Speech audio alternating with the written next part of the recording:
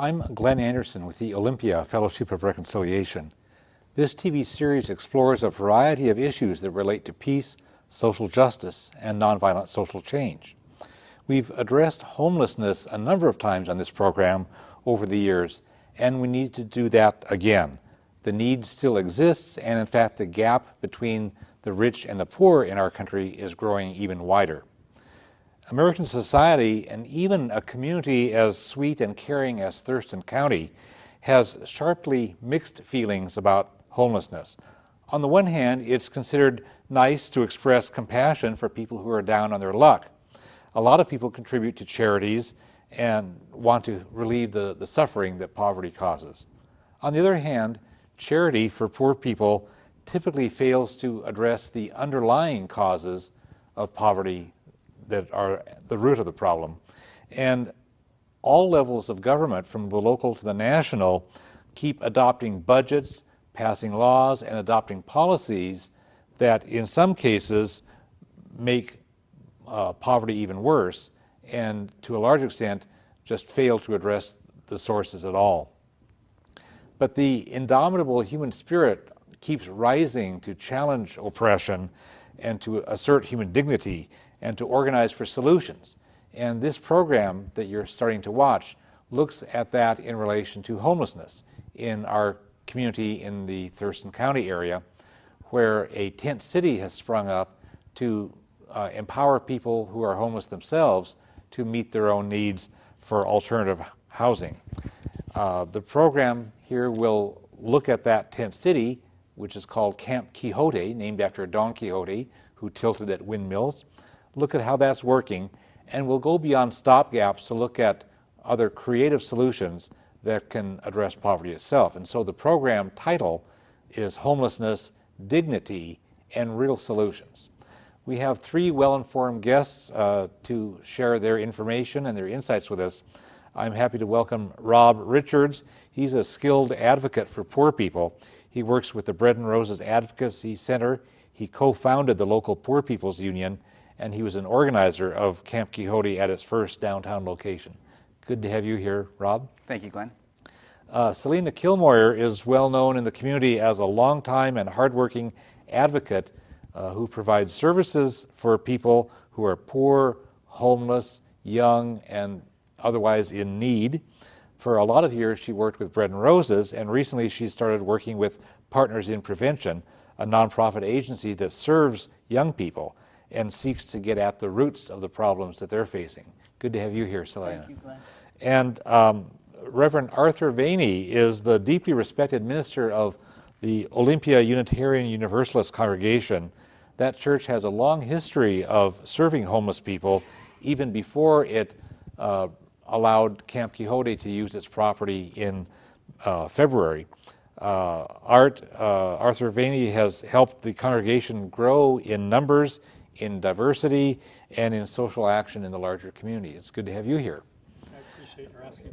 We had another guest planned who is a resident at Camp Quixote. He's lived in the three locations, the downtown one, the location at the Unitarian Church, and the current location at the United Churches. He's articulate, he's skilled, does a lot of good things in the community, but part of his reason for his homelessness is a medical condition that became problematic again, and he was not able to get out to our taping, so we miss him. But he would have offered good insights as well, and he does get around to do some speaking engagements in the community very articulately and very effectively. Let's start by understanding some of the basic facts about homelessness, because I think what happens is we sort of get used to it and we don't see it anymore, and we don't really see what's behind it. What are some of the reasons why people become homeless from any of you? There are a number of reasons, and I think people just assume that a person is down on his luck. He or she ought to be able to get up, and get moving again. There may be conditions of mental illness combined with alcoholism and drug abuse.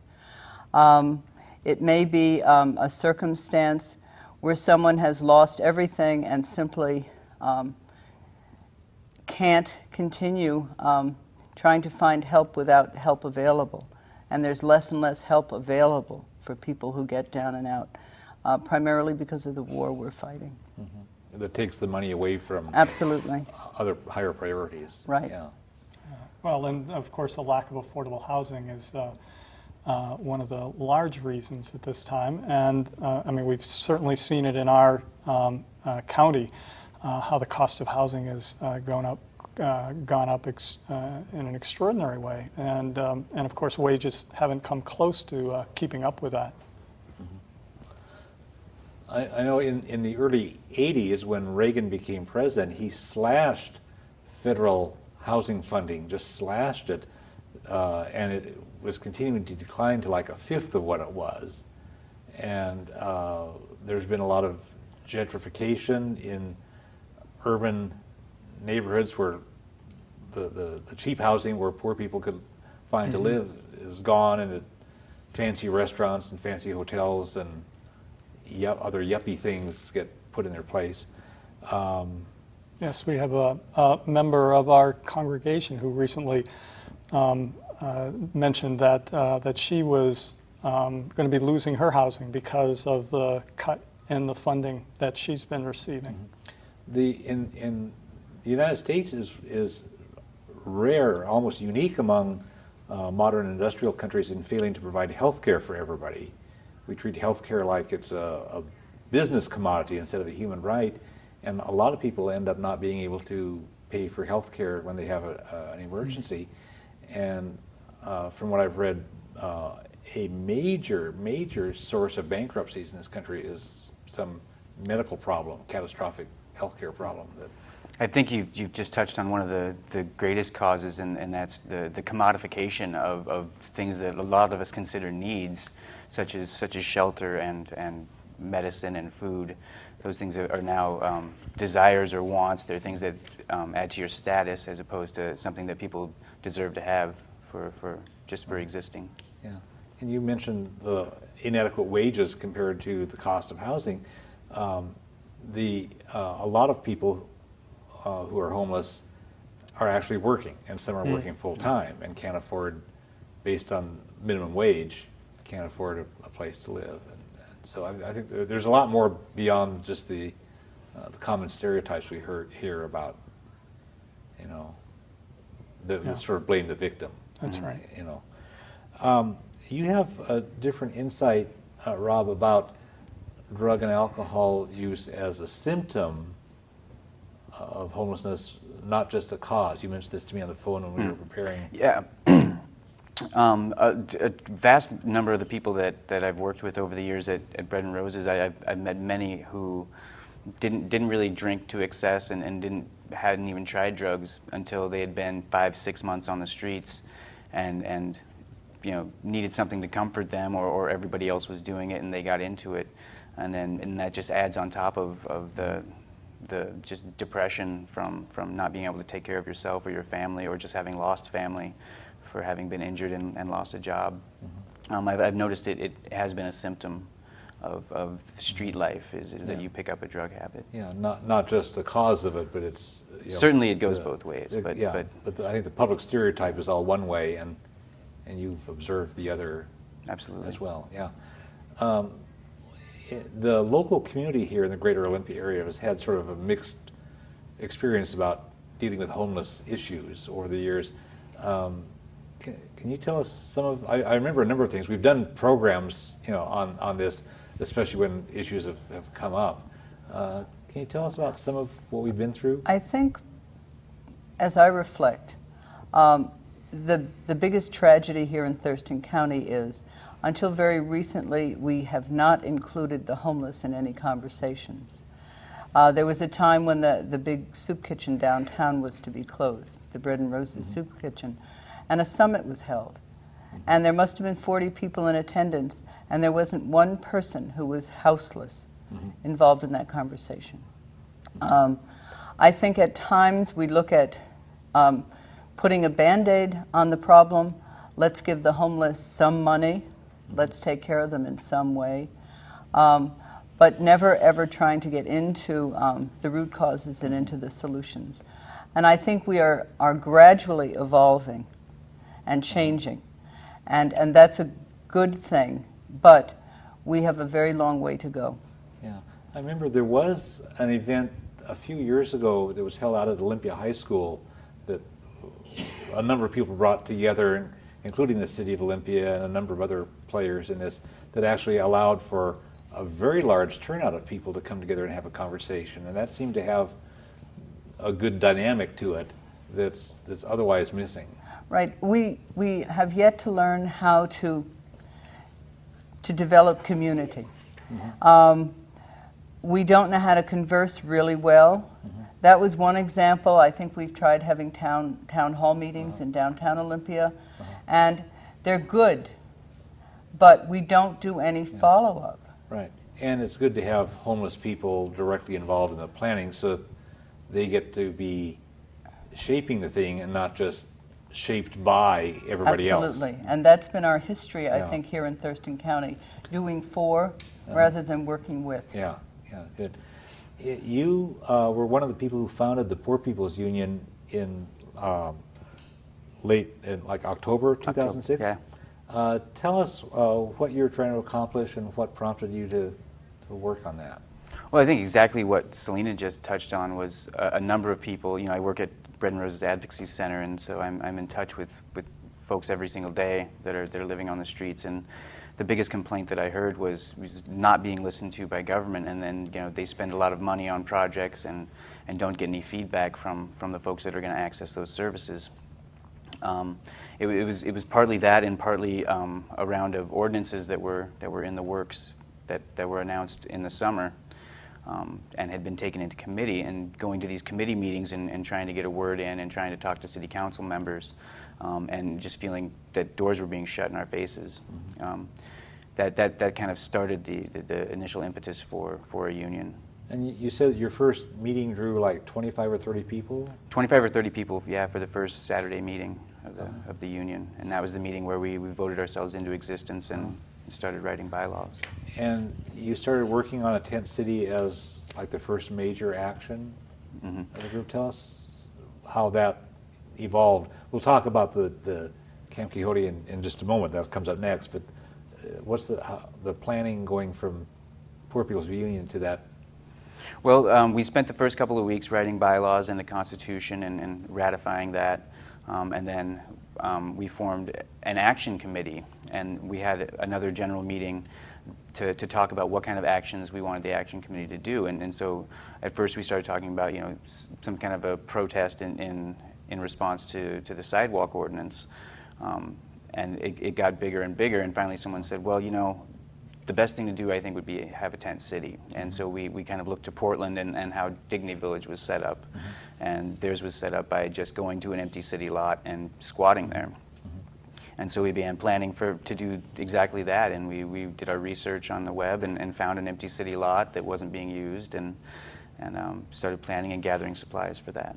And then you set up the tent city on February 1st, the same day that the sidewalk ordinance went into effect. And how did it go? What was the experience of the participants, and what did you experience from the folks around? I think it was one of the most gratifying weeks of my entire life, for sure. It was a group of toward the end, about 50 people, but at the beginning there were about 25 or 30 people that initially the first night set up the camp and camped there, and I stayed there all 8 days. And it was like every single day, folks that had been on the streets and they kind of have the weight of the world on their shoulders, and there's a lot of stress along with living such an unsecure life or insecure life. And every single day sort of a weight was lifted and their eyes lit up a little bit more, and there was a day that we built a huge meal tent to have meals and cook meals in and eat together. And it was outside of inside from the elements. And we cooked a huge meal. A bunch of chicken was donated from a grocery store, and a huge meal was cooked. And just looking around this room of everybody eating together for the first time, a meal that they had prepared inside a building that they had built together. And it was just everybody was smiling and everybody was really excited. And it was that was my experience, and that's what convinced me to continue this and keep fighting and team with the churches and the general community who showed us so much support.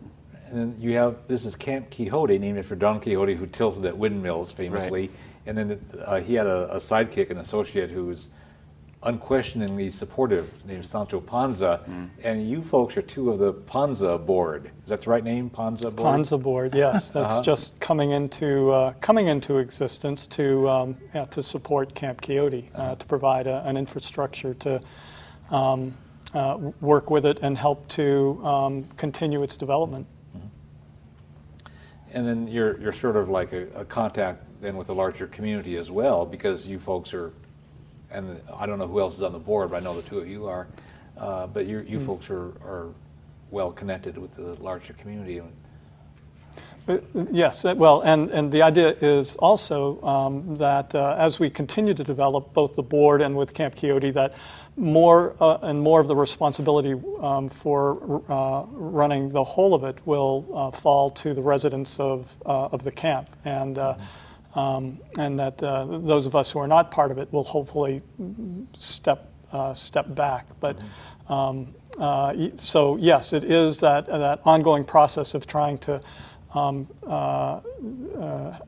invite the homeless into conversation with a larger community. They've got some rules there about who can live there, and so it's not just. I can imagine people at home watching this TV thinking, "Oh no, a whole bunch of bums living together on some vacant lot." There's a different process. I think that this speaks to the integrity of the residents who live in Camp Quixote. They adhere to rules not because they're being instructed to by the hosting church or anybody else. They're adhering to them because they understand that it's safer and simpler and easier for them to live when they enforce the rules that are very simple. No alcohol, no violence, no drugs. There are background checks done on each resident, and those who have pending felonies are not allowed to be in the camp, or sex offenders, or people with outstanding felony records, warrants. Yeah, and so they're doing this as a way of creating a community where everybody is safe, and it's an empowerment. It's part of that empowerment model that you're Exactly. talking about, where the people are creating it themselves, and that's their self-determining, and actualizing community. And they're willing to keep learning how to grow as a community. Because it's not easy to live with other people. Strangers. It's hard enough to live with people that you're related to, Exactly. let alone a bunch of strangers. And so they're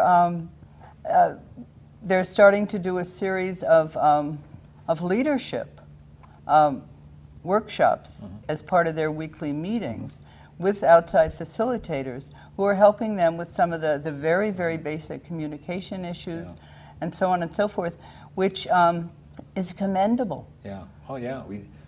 More of us in the community need that. What kind of response have they gotten from other people in the community? When we talked on the phone, you mentioned some support they were getting from like people who had lived through the Depression. Tell us. Yeah, we were right across the street from the senior center, and so almost daily groups of seniors would come by, and really they were quite motivating.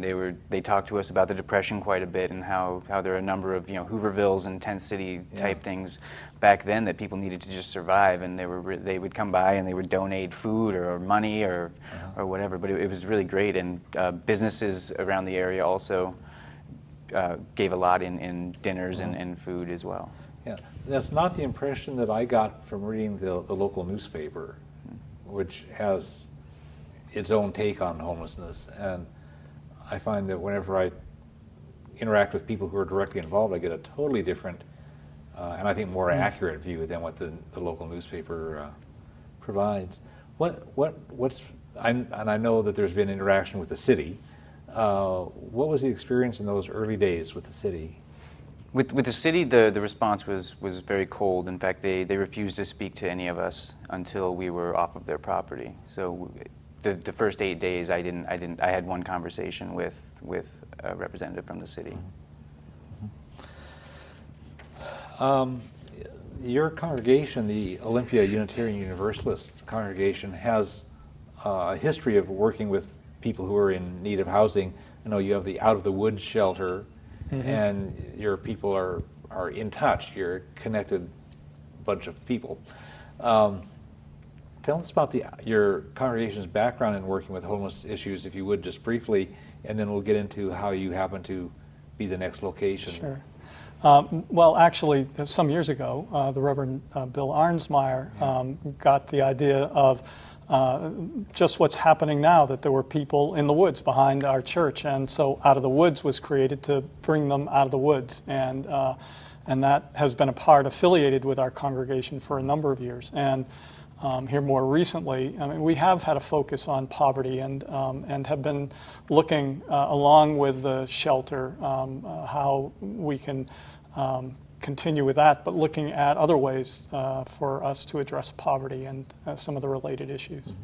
So you have a track record. Did that make it a little easier to take on this risk of being the next location after they got kicked out? Well, yeah, I mean downtown? that's my assumption, because I was quite surprised, frankly, that when we were asked, and our board that when they met, and they only heard about it the night of the meeting, and it's always problematic, or can be, to surprise people with a large decision and have an expectation that they have to make a decision that night, and yet they were able to. Some of them weren't sure they had the authority to act in that way on behalf of the congregation, and they found a way around that, and were able to do that, and I found that quite remarkable. Yeah. And you said that you'd had some difficulty with the insurance company? Yes, when there was 10 days between the time the board made its decision and then the congregation met to decide whether to affirm or not that decision. And going into that meeting, folks, we still didn't know what kind of, how our relationship would be with the city and what kind of an agreement we could come to. And the insurance company told us quite explicitly, at that time at least, that they would not insure us. And we have a lot of middle-class folks in our congregation, and being uninsured for anything is a great concern for we in the middle class. And so, even so, with these questions still in the air, the congregation was able to say that this is what we need to do. Well, it's nice to see a religious congregation take a leap of faith. So, yes. How did it work out? They were there for 90 days from sometime in mid-February through Yes, to May they're 19. actually there for 100 days. They were there for 10 days and then the 90 right, days that, right. that we were approved. Yeah. But I thought it worked remarkably well. I mean, which isn't to say that there weren't some problems and some things that I would rather had not happened. There was some drinking that occurred, particularly right toward the end, that disturbed some neighbors, and that was unfortunate. And the group from the camp with one of our members did apologize to people in that along that neighborhood, and they were quite gracious about it. But to think that this community came together, just it was in its real infancy, and they were able to create a group of people who hadn't ever lived together before, and they were able to create the kind of community that they did, and come up with ways of interacting and being together that really brought, I think, considerable stability and real security, and that we had so few and really such minor problems as we had, I think is, again, remarkable. What has that meant for the congregation? Because they've moved on now to the United Churches in Olympia, and what has been the learning or the change from the congregation's standpoint? Well, I think one of the big things, one of the great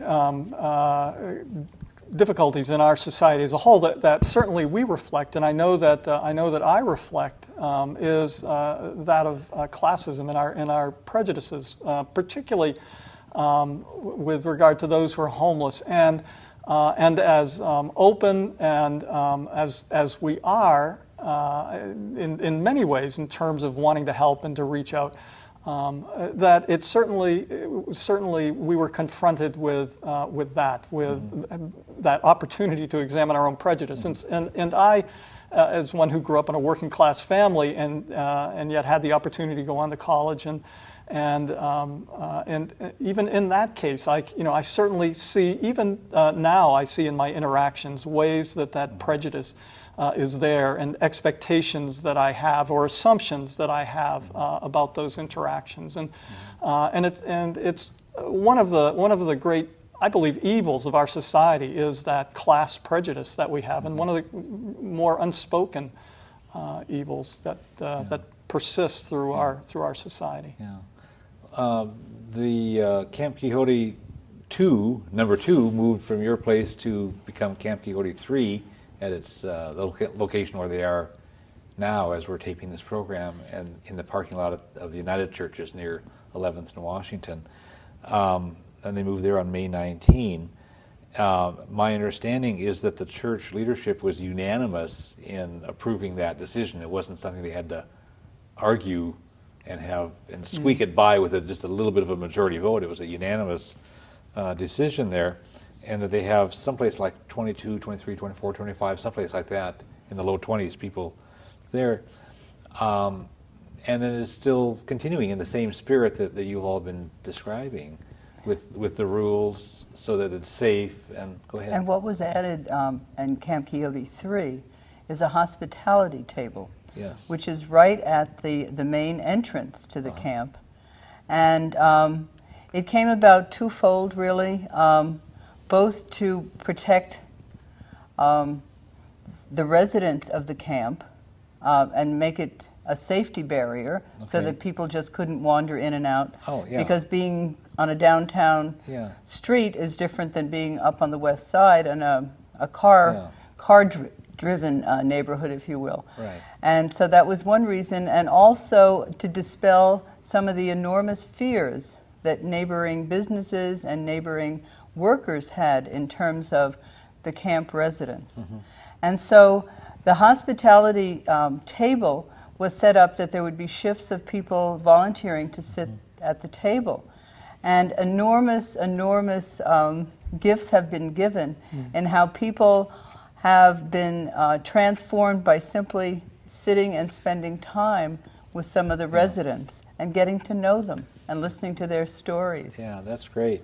And a few times during this program, we'll, including right now, I'll give the phone number and the email address in case anybody wants to volunteer to take typically a 3-hour shift, and overnight, like midnight to 6, they'll do like a 6-hour shift that's just easier. However, and it's But really, really hard to get people to be willing to sit in the middle of the night. Yeah, my understanding is that they really do need volunteers. Mm-hmm. And so we'll give you that number. The contact person for signing up volunteers to take a 3-hour shift is Deborah Reynolds at 480-6361. And there's an email address for the Camp Quixote at the United Churches, and that's TUCO Camp. The United Churches of Olympia Camp would be the abbreviation spelled out, at gmail.com. That's TUCOCAMP at gmail.com. So they really need, and we'll offer that contact point at the end of the program or later on as well. We've talked some about the safety concerns that people have and how Camp Quixote really is addressing these successfully, actually. Safety both for themselves and for the neighbors. And that my understanding from talking with somebody who lives at the current location is that they really have not had any problems there with safety that he was aware of at that location. It's been just fine. And I don't know what your experience is, but it seems to be working as planned. And it's just very encouraging when a self-empowerment, democratic, we can do it Yankee ingenuity, if you want to take that kind of a traditional American approach to it, is, yeah, we can figure out a way to solve the problem, and it works. Yes, yeah, I agree. I think it is, as I said, just so wonderful. It does renew your faith in we human beings. Yeah. As I said, that this group of people who hadn't been together before can do that. Can you compare that experience of living in this setting that we've been describing with a traditional? Well, before we get into traditional homeless shelters, how does this compare with versus living in the woods or on the street? Because a lot of people camp out and just live out in the woods someplace. Okay, what I would invite any of the listeners to do is to deliberately lock yourself out of your house. Don't run next door to the neighbors or across the street to the neighbors, but just stay in the fact that you have no place to be right now. Whether it's raining, it's hot, it's daytime, it's nighttime, but you have no other possibility. And within a very short period of time, I think fear will come up, absolute anxiety. What am I going to do? Where am I going to go? What am I going to be like? And this enormous sense of aloneness will overwhelm you. And imagine having that feeling not in your neighborhood, where you know people, where you're familiar, but imagine that down in a back alley in downtown anywhere, whether it be downtown Lacey or downtown Olympia. With no money on your... With no money, without your wallet, without your ATM card or having to go out in the woods without the luxury items that we take when we go camping. And I mean, I myself can't imagine being out in the woods in the middle of the night by myself. That absolutely terrifies me, and yet there are families who are homeless and living out in the woods. Young teenagers, as well as women and older men, and very vulnerable people in our population. And so Camp Quixote is a relief to people who at least don't have to experience the fear of being alone. Because, if you're living in the woods, if you have one backpack of stuff in it, and you can't carry your backpack with you if you're going on a job interview, and you got to figure out how to do that. And you can't. And if you leave it in the woods, maybe it'll be gone when you return. Or if you have like more than one backpack, or if you have a sleeping bag, you can't take your sleeping bag to a job interview. You got to leave that out in the woods, where it'll get wet, and it's like it's just not a good solution. Here, people I've talked to say, and I've talked to several people who live at Camp Quixote. They say it's so good. You can leave your stuff. Other people are around. You come back and your stuff is still there. It's not leaving it abandoned where somebody else will walk off with it. And it does provide a sense of home, is what several people have told me that I've talked with. Yeah. There certainly is that sense of stability, and, as we said earlier, and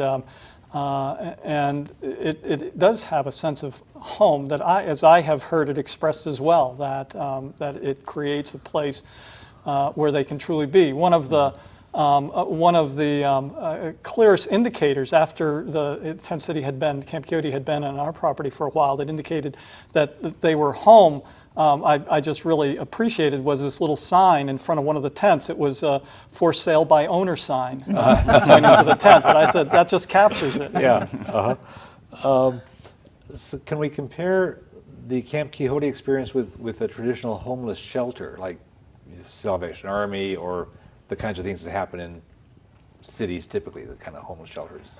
Well, if you start by just thinking about what it takes to live and to get by, you need to have a job, and you need to, a place to put your stuff, as you mentioned, and just take the Salvation Army, which is our only real shelter downtown. Every day you're kicked out at 7 a.m. and you have to take all of your stuff with you. And you come back at the end of the day around 9 o'clock, and you can get a bed again. If you are looking for work, you find a job that makes you work after 9 a.m. or sometime in the middle of the night, you're not allowed to stay at the Salvation Army. So you're basically forced out into the street or into the woods to camp.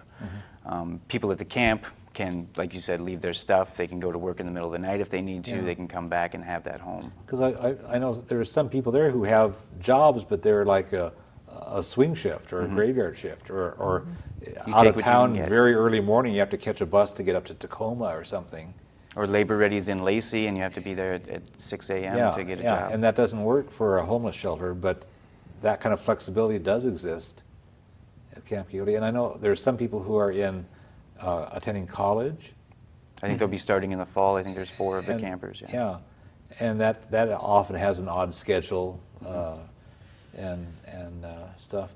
So it seems to have a flexibility that the conventional shelter experience just does not have. Yes. Yes. The other side of that, of course, is that clearly the shelters have a crucial role, and I believe in all of this, and that they too provide a secure setting. But I think that for many people, as Rob just expressed, that the Tent City has other dimensions that are really crucial for people to have a sense of normality in their lives. Yeah, because if you're going through some difficult times psychologically or medically, because so many people have medical problems, to be able to escape the stress that you have of being homeless in the woods or homeless at a shelter, this gives you some stability that may make it easier to deal with mental health issues or substance abuse. Certainly if there's no substance abuse allowed on the premises, that helps. But even just relieving the stress so that you're able to focus on the things you need to focus on would seem to be a big help. Do you have a sense of how the success rate has been? How many people have been able to move on to better things, more stable housing, or I think the number met? Of people that have moved into permanent housing is at about 15 now since the beginning. So that seems like wildly successful compared to a conventional shelter, and certainly compared to living in the woods. And particularly at this given time in Thurston County, since there is such a minimum amount of affordable housing available at all. That's right, yeah. That 15 people have been housed and have found it primarily on their own, which is even more remarkable. Yeah. Just that sense of I can do it, that self-empowerment. Yeah. And they can walk through their obstacles and get to a solution. Yeah. So the model that the Camp Quixote provides of that self-empowerment, that we can do it ourselves kind of thing, then carries on into other things. Right. Those going to college and those going to find other housing or jobs or whatever it may be. In what ways... what other variations might you see? If this is a model that has potential, can you see alternatives or variations or next steps for creative alternative housing? We won't yet talk about the Portland Dignity Village. That comes up in a couple of minutes. But just playing with possibilities. I'm originally from New York, and one of the things that was remarkable back in New York on Long Island following World War II was the development of Levittown. And many of us remember the song Little Boxes Made of Ticky-Tacky, and they all look just the same. And what this man did was develop very simple, very affordable single homes for the young GIs and their families after the war. And what's possible because of the Camp Quixote model is to be able to build very inexpensive housing for people that probably would cost much less than a brand new shelter facility or transitional housing development. If land was available, if public land was available, or if private investors would be willing to donate land. And that would be another old but new alternative for permanent housing. One homeless person I was talking with, somebody from Camp Quixote who was living there, said that there could be the possibility of having Camp Quixote kinds of things, but to serve populations that are not served well now. For example, no women and children allowed at a lot of shelters, and so they have. It's hard for them to get their needs met if they would otherwise be homeless, or maybe for people who have certain kinds of difficulties with drugs or alcohol to have specialized housing, alternative Camp Quixote kind of things, but where there could be services provided right on site. I mean, that was one person's creative idea, and there would seem to be a lot of others. Let's. I want to mention again how people can help this one, and then we want to talk about Dignity Village. We're running a bit late on the time, but I want to just let people know they can volunteer to take a shift at Camp Quixote by contacting Deborah Reynolds at 480-6361, and the email for the camp at that church is tucocamp@gmail.com. And they need people for 3-hour shifts and for overnight, like midnight to 6 a.m. shifts. Well, before we do Dignity Village in Portland, let's just check in a little bit on, like, King County has had, we want to keep this kind of brief because we want to cover the Portland example. But they have a couple of tent cities in existence now, and one that we visited was Tent City 4, and that was just an extraordinary operation. I mean, they're very sophisticated, and they've been at it for a few years now. And this was on the east side of Lake Washington, the Bellevue-Kirkland area, or which location was this? It was in Redmond. Okay. Okay, but it was east side, because I know there have been some in south end of Seattle and several on the east side. And they have their process with security worked. They have portable showers that are part of the establishment, part of the tent city. They have another area set up where folks can access the internet and a library, and then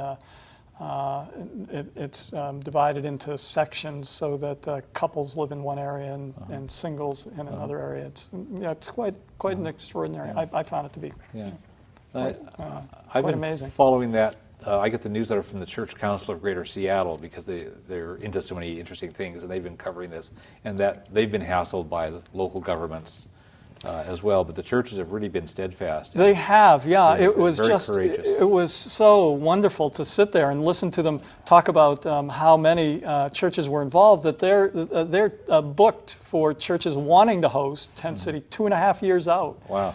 Yeah. Yeah. That's quite a tradition they have. Let's talk about the Portland example that really was a model for what you were building with Camp Quixote, the Dignity Village. Tell us something about what it is, how it works, and we're kind of short on time, so we want to. Well, it was like I said before. It was sort of started in the same spirit as Camp Quixote, and it was people that were fed up with shelter systems in Portland, and decided to take some city property. And they were bounced around quite a bit, and they weren't as fortunate as we were to have a church step up to host. So they went from city property to city property to state property. For a number of years, they were bounced around. Finally, they were given a piece of land by the city of Portland to set up shop on, and now they're getting ready to sign they're in negotiations for a 10-year lease. And they've been able to actually build structures, much like Selena's talking about, very inexpensively, about $500 per unit. And then they get for city, one person. And then they get city water and city electricity. They have electricity in one area. Not every little unit Okay. has electricity, but the main group and then, area. but there does. is water provided by the city, so they've Yes. got that. And then tell us about the housing, because that's interesting and creative. Anybody that knows about the housing. The housing that they're building they price them. The original houses were $500 per unit. They're 10 by 10 or 10 by 12 structures. They're making them out of cob. They're making them out of I think like just regular stick type buildings. So they're experimenting with a variety of different sort of green building models as well as standard models to build really great warm housing. And you're aware that there are people actually transitioning through there where this is like a stepping stone toward something better. Yes. Is what you told me on the phone. Yes, in conversation with a colleague who is very involved in Portland with the Dignity Village, and she had said that they had a really strong record for people being able to transition and to move on into other more standard housing. Selena, when we were talking on the phone, you mentioned that there is some state legislation about 10-year plans to solve the homelessness problems, and that stuff is falling short. Tell us some more about what that legislation calls for and what's happening and what's not happening. 2 years ago, legislation was passed that not only mandated that all of the counties in Washington begin to decrease the number of homeless, but also put funding with that mandate. And so each county was required in its first year to begin to develop a 10-year plan to end homelessness. We are now in the second year of that 10-year cycle. And I think where we're falling short in Thurston County is the Home Consortium, which is comprised of the representatives from all of the municipalities in Thurston County, as well as the county commissioners, are the governing board of this 10-year plan.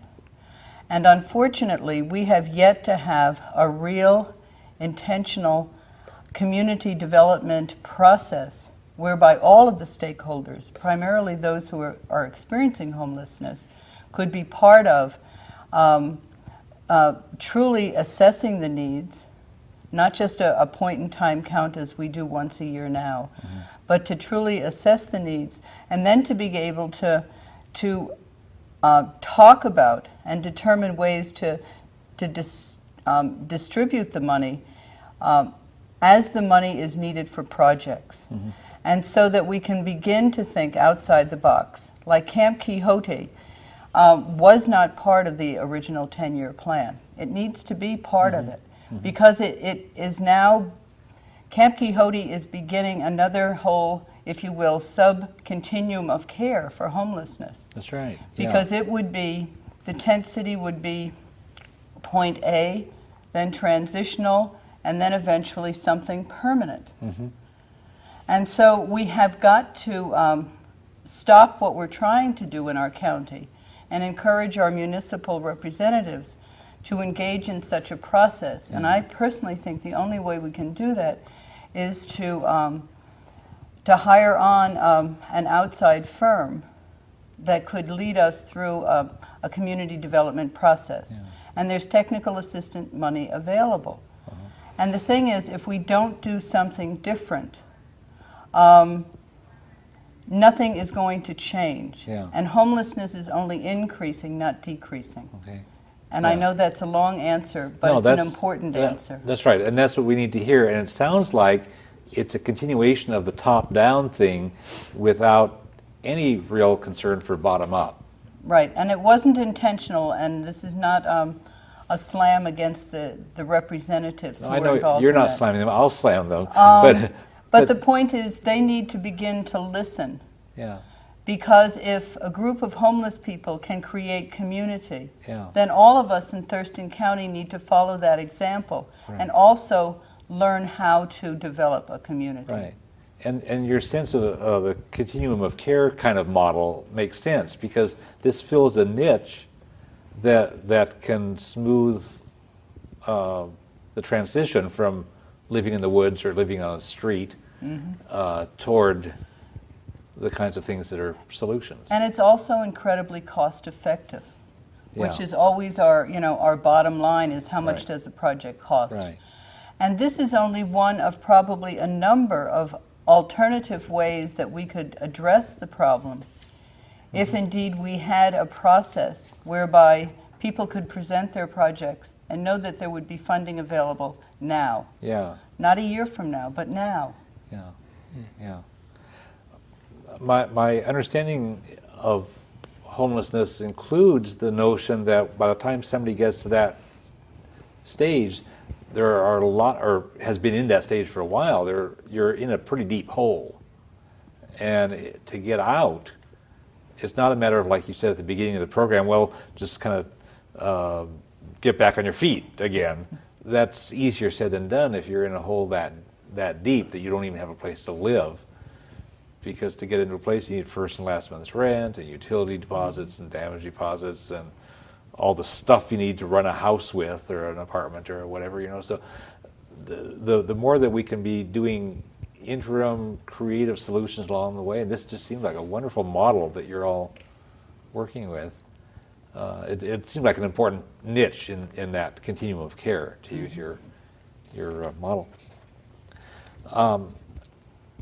And when we look at homelessness, we're looking at the various issues that go into it, like I mentioned at the beginning of the program, that and then all of you have mentioned as well, that we've got poverty, we've got low wages, we've got a failure to provide health care for 45 million people in this country, housing costs that are too high and not enough housing at the low end.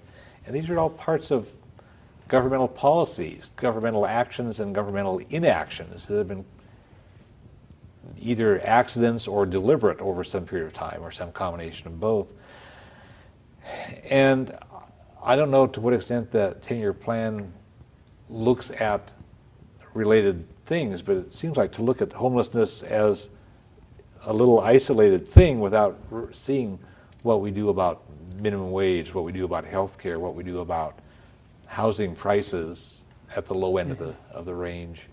It seems like it's falling short of Absolutely. solutions. And again,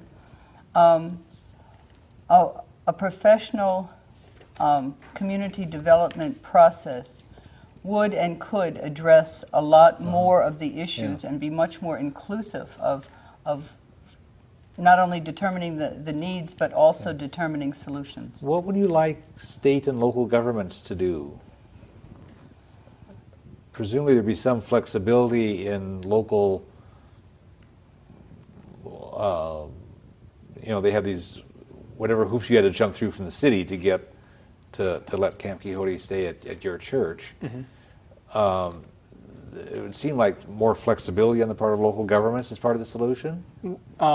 Well, yes, certainly. I'm actually, though, I do want to credit Olympia with the process that they did come up with for us to be able to house or host Camp Quixote. That their process was really quite humane and worked well with us. But you're absolutely right that we're in conversation with other municipalities and want to be with the county, and certainly to the extent that those hoops can be minimized, that there are, I can certainly appreciate that there are minimum requirements that need to be met around safety and health, but beyond that, it needs to be made far easier for congregations to be able to do this. I have to agree with Art there. The city of Olympia's response initially is quite a bit different than how they've been toward the camp over the last couple of months, Okay. like the process that we came up with, and I think other municipalities and government on every level could look to that example and continue to educate themselves and continue to talk to people on the street level. Okay. And it would seem we're getting quite short on time, but we should also put in a plug for other congregations to join in with the effort, get on, be willing to host the camp at some Yes. point. Yes, that is our great need. We've done a fair amount of outreach, and we have more faith communities that have become a part of our interfaith coalition. But not all faith communities are able to host, that they simply don't have the means. And so, yes, it is really important that we be able to expand that network of faith communities that will participate in this. It would be interesting to play with whatever other potential hosts could be. For example, the Evergreen State College or St. Martin's University. They both have a lot of land. They have land that could be used for camping on. They have academic programs that could interact with these folks for mutual benefit. Students who could volunteer and have mutual benefit. And it would seem like somebody ought to be able to figure out creative ways to make those kinds of things happening. Or other places that have land too. Panorama City has a lot of land. Yes. Yeah. And a potential wealth of volunteers. Some of the cities around Seattle have ordinances that allow other organizations beyond faith communities to do just that, to participate in that way. I want to mention again the phone number, and then we'll just be calling for some final closing words because we're pretty tight on the time. But to volunteer to help out with Camp Quixote at the United Churches, 11th and Washington, contact Deborah Reynolds at 480-6361, and the email would be tucocamp@gmail.com, and volunteer for a 3-hour shift or a 6-hour overnight shift. Can we do just very brief closing comments from each of you? I think a popular question is always, what can people do? I think there's a lot of things that people could do. I think what they should do is educate themselves and by going to the camp and visiting and talking to people, talk to the person that panhandles from you. Great. Look at them in the eye. Thanks. Yes. Be responsible. Don't wait for somebody else to take the action. Take the action yourself. Very good. Thanks. All right. I hope people can see Camp Quixote as coming out of that great American tradition in which we get to support people who are seeking to improve their lives. Great. Thanks for all of you. Thanks for all the good work you've been doing. We want to thank Rob Richards, Selena Kilmoyer, and Reverend Arthur Vaeni. We want to thank the folks who've been watching. There is that indomitable human spirit that rises up to assert human dignity and make solutions. And we've got an example of that right here in this community. And we also need to move beyond that to the real solutions to poverty overall. We're all one human family. We all share one planet. We can create a better world, but we all have to work at it. And the world needs what you have to offer. Thanks.